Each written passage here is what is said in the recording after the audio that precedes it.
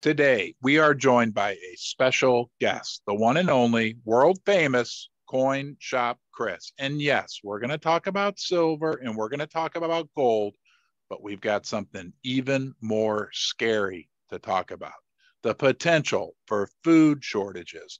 What does that mean for you? What does that mean for your family? Without further ado, let's say hello to our good friend, Coin Shop Chris. How you doing, Ron? It's always good to be back in the basement once again with you. It's always great to have you in the basement. We're going to talk about three of our favorite subjects: silver, gold, but food, right? We all love food. We all need food. And what is going on with the food supply, Chris? Well, it's starting to get a little scary out there, Ron. We're seeing recall after recall. We're seeing low supply on wheats. We're seeing low supply on soybeans. People really need to look at the labels on back of their food they're eating now. Make sure they don't have wheat in it. Make sure, we don't have soybeans in it. I'm not saying it's bad for you. I'm saying if you eat a lot of the stuff that has these two ingredients in them, you might, if you're able to stock up on it, if it's going to be shelf-stable for a while. I understand most people don't have $300-400 to dump on extra food right now. It can be as small as $20-30 a month. Instead of buying one can of something, buy 2 or 3 cans. Try the Aldi's brand. They have a policy. If you don't like it, you bring it back, you get your money back. Buy 1 can of the canned corn, buy 1 can of the cream beans. If you like it, great. If you don't, well, it's you really lost 58 cents, but you can get your 58 cents back.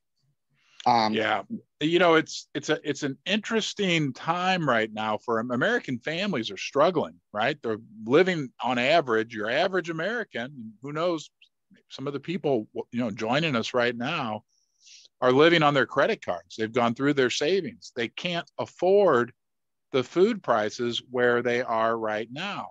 But we're hearing reports that a lot of the United States is in a state of drought. Let me read a couple of statistics to you, if I may, Chris. Absolutely. Kansas is predicting their worst wheat harvest in 50 years. And they're saying that this drought is going to persist for the next 3 months. I'm hearing reports from viewers that live, that say like they're driving through Kansas and the wheat crops are like a third of the size that they usually should be, that it's basically almost like devastation. So anybody watching who has any info on that as well, please let us know in the comments. And down in Florida, the orange crop is down 50%. The cow herd, right? We love our steaks. We love our ribeye steaks. I do, right? I love my ribeyes and my strip steaks. The cow herd in the United States is at its lowest level since the 1960s, back when we still were on the gold standard, right? And there was silver in our money. We have not had a cow herd that low since then. And to top it all off, I hate peaches. I've never liked peaches, so this doesn't really bother me. But in Georgia, the peach crop, and I know you probably like peaches, Chris, is down by 80%.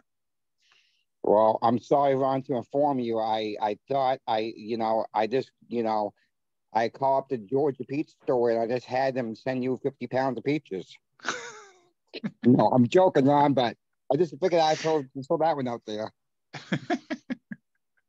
Then you see in the Northeast, New York, New England area, their apple crop's going to be devastated this year too. Then, right. Then I saw on the news, not on the news, the news don't report this stuff. I'm seeing a lot of on the internet. They're trying to hide it from people about these food readers recalls. Since we had the cough, we've had recall after recall after recall. Why? What's going on? Is this part of some kind of big plan to raise the prices to pay the national debt down? This is why we actually have inflation. I don't know, Ron. Let me interject. Think about what we've already had. I think we've had, in my opinion, 100% inflation in food prices, right? If these shortages, if what I read is true, Australia, their wheat crop down by a third. Canada, our friends in Canada, and we have a lot of them that join us here in the basement. They're welcome. And thank you to everyone who's joined us today. If you haven't subscribed to the channel already, please do so and give this video a thumbs up. It really helps Coin Shop Chris and myself. But Canada is in a straight state of drought. And then when you consider that a lot of the wheat that's grown in Europe is in an area that is just happens to be in the middle of a little conflict right now. And that area, the plantings and even the ability for the farmers to harvest what is planted is being severely restricted. We could have a big supply shortage in food. And what's that going to do to prices of food? I mean, could they double again from where they've already doubled? They could double, they could triple. Now, you made a good point. Is think about what you just said. Every country, the wheat crop is having trouble. Doesn't that throw some kind of red flag? What did they do with the seeds from last year? What was done to them? Because everybody's having the same trouble. I mean, we keep hearing, about global warming.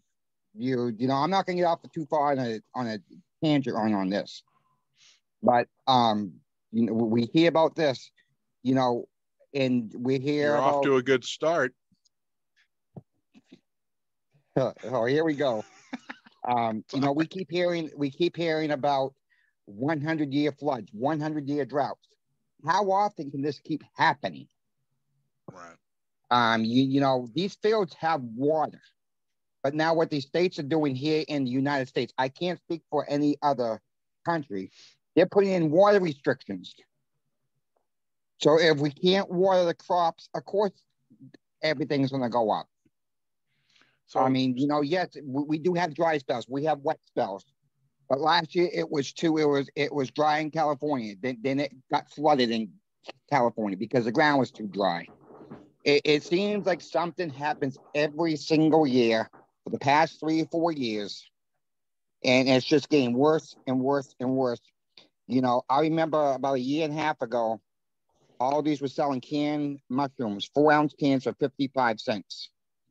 I told my grandmother, I said, we better buy a case of 24 now. I went in last week, Ron, they're $1.19. Talk about doubling price, more than double. Don't get me started. I have something I want to share with you, but I also want to throw in, Chris, if you think about this restriction in the food supply, in the United States, we could see hyperinflation in food. That will wipe out. That'll probably be the final nail in the coffin for many people in the middle class, right? We're talking bankruptcies. We're talking economic suffering and turmoil potentially, right? But also consider that there's a big part of the world, the developing world, Africa, parts of South America, the developing parts of the world where they're also having trouble already with food supplies under the best of circumstances. They're the ones that are really going to get hit. We could have social turmoil because I'm sure you've heard this and I've heard it and I've experienced and observed it over the years. When people don't have food, they get a little crazy, right? Like if Ronnie doesn't get his lunch by the time it's, 6 o'clock at night, Susie knows she better give me something to put into my stomach because I start to get a little crabby. And, imagine going 3 or 4 days without food. We could be in for some very scary social unrest as well. Well, let's keep in mind there's probably going to be food out there. You might see certain products that are not available certain times a year, but it's going to be at what cost, Ron? At what cost is the food going to be? Let me share my Aldi story because I was just there again today and I double checked on this. Okay, you talk about yours. I've been using this right here. Amazing Burger. When I make my hamburgers, I only put it on one side of the burger. I have my own secret blend I put on the other side. But I've been a loyal, and I used to buy this stuff. For, I think it was like $1.50 or $2. You know how much that costs now at Aldi? Probably $2.39. No, $5. You $5. hold. And Yeah. because I went to get, I used to buy 3 or 4 of them at a time. Last time I was at Aldi, I looked, I'm like, $5? No way. This was one I bought a long time. Like, there's no way I'm spending $5 for that at Aldi. And that's what it comes to be is at what point is a product too much to spend your cash on? At what point does it come to be say, the heck with this, I'm not buying this no more. I'm going to buy something else. I'm going to trade down. But what else is going to be out there? Beans, cans of beans, feed them beans, right? You know that's a little joke between you and me, yeah. But you know when it comes, you know, people open your sale flyers. You know, you might not get them in the mail. You know, we're getting less and less coupons out there now. But if you're really looking at, you know, you can't go shopping all at one store. You're gonna go here for this. I mean, it's yes, it's crazy.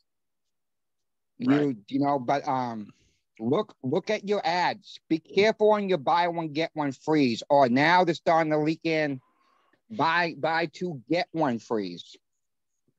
You know, I think the days are going to be numbered here. These buy one get one freeze. They're starting to add more and more buy two get ones. But especially with your buy one get one freeze. Let's say if you're shopping at Publix or Kroger's or Winn-Dixie, check your prices at Walmart too, because a lot of times you can buy 2 at Walmart and it's cheaper than a Kroger or a Publix. I kid you not. Yeah. When you're buying I like buying groceries at Walmart. I don't do it that often. When we're on vacation, I do. There's a Walmart grocery store. I typically go to Aldi, but I'll tell you what, certain things at Aldi, I'm really disappointed. In my local Aldi, this is not a shopping channel, but what the heck, we'll go for just a few more seconds on this. My local Aldi seems to be carrying more and more name brand products. You know, like I used to call them Foreos, like the fake Oreos. Yeah. And they were great. They were like $1.50. You know, now all they have are regular Oreos and they're like $5 or something for a thing of Oreos. I'm like, no, I'm not doing it. I just won't do it. I won't, Chris. I just won't. Walmart's about, and the sad thing, Walmart's about the same price. You know, yeah. I can still get their brand of Oreos there. Oh, good. Will you get me a couple bags? Well, I will tell you a story. They were out here for a while. They're coming back in the system now, so you might see them come back in a couple of weeks. So well, maybe that's one of the key points of this whole discussion. There may be a food shortage, but even more importantly, there was an Oreo shortage. Well, right? they make them out. They make them out of Mexico now. Most people don't realize that. You know, and a lot of people don't realize the generic brand that not all the time, most of the time, the original manufacturer puts a different label on it and that's all it is. Yes, sometimes there's a little bit of taste difference because they change one ingredient to make it taste a little bit different. But most of the time, that's how second, you know, store labeling is. The manufacturer who makes whatever product is normally makes the store brand too. Yeah, and exactly. No, that's a fact. What's that? One more point I wanted to bring. You know, Campbell's soup. Most places is about $2 for a can of Campbell's soup.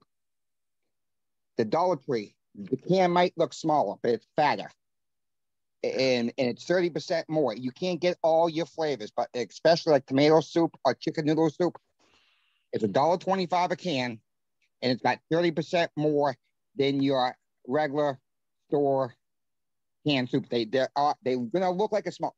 Read the ounces. Right. Read the ounces. Then go to the dollar store and read the ounces. You're gonna see it's 30% more on those cans, and it's less money. Right. You know, right. I got an old saying. You take 2 old buffalo nickels, you rub them together, and try to make one of those buffalo poop. Okay. It's to save a buck. And every time when you save that extra cash, that's just more cash for precious metals. That's right. That's the way I look at it. So I think as we conclude here, there's two things we need to be well aware of. We could be facing food shortages. We'll likely be facing much higher food prices, even under the best of circumstances. And there's about 5,000 years of history. It's interesting, the example people use with silver, that an ounce of silver bought about a bushel of wheat 1,000 years ago, 2,000, 3,000 years ago. And an ounce of silver still will roughly buy you about a bushel of wheat. So silver and gold can protect you against food inflation as well. Chris, thanks for joining us. Can we count on you to come back again sometime soon? Absolutely. Just one more quick point, Ron, then we will let you go.